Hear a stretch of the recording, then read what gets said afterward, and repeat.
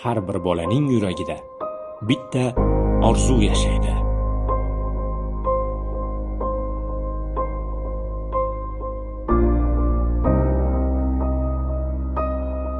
Lekin orzuning qayerda tug'ilishi muhim emas, balki muhimi unga imkoniyat berilishidir.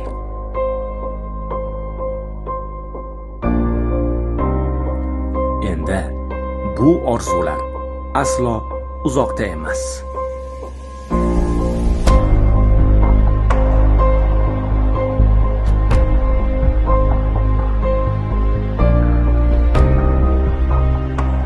Andijonda chempion qilmoqchiman.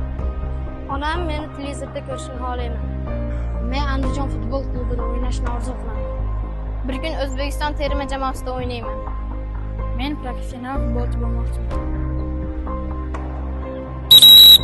Bolalar! Andijon futbol klubining rasmiy tayyorlov markazlari mahallalarga kirib bormoqda.